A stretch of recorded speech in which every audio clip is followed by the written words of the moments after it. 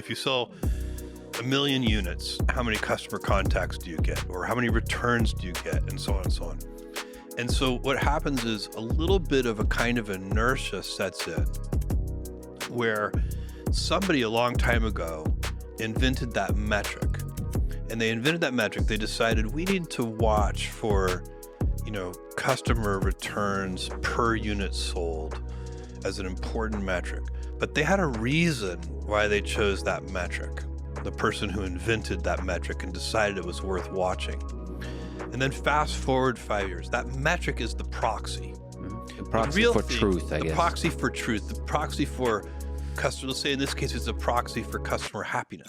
In this video, Jeff Bezos is signaling how important it is to not blindly follow somebody else's metrics. In the new age of selling products online and services online, people have invented metrics that don't necessarily apply to everyone. They might just apply to one specific business for one specific use case. Just like measuring customer happiness by the units sold versus customer support tickets that are being opened. That might work if you're selling a great product. Let's take refrigerators, for example. If you sell 100,000 refrigerators and only 15 people write back, then it means that very few of them have a problem with your refrigerator, while most of them are probably happy with their purchase. This wouldn't work so well if you're selling laptops, for example, or selling software. People have a lot of questions on how to use laptops and how to use software. And people have a lot of questions when you want to sell them repeatedly every month as a subscription. So per unit sold in the SaaS sphere, for example, software as a service, doesn't work so well.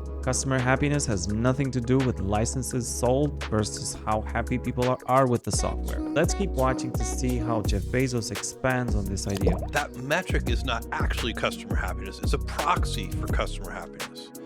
The person who invented the metric understood that connection. 5 years later,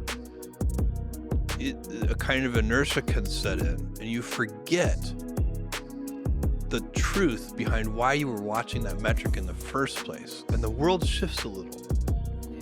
And now that proxy isn't as valuable as it used to be, or it's missing something. And you have to be on alert for that. You have to know, okay, I don't really care about this metric. I care about customer happiness. And this metric is worth putting energy into and following and improving and scrutinizing only in so much as it actually affects customer happiness.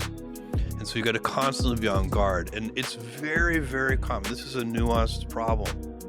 It's very common, especially in large companies, that they are managing to metrics that they don't really understand. They don't really know why they exist. And the world may have shifted out from under them a little. And the metrics are no longer as relevant as they were when somebody 10 years earlier invented the metric.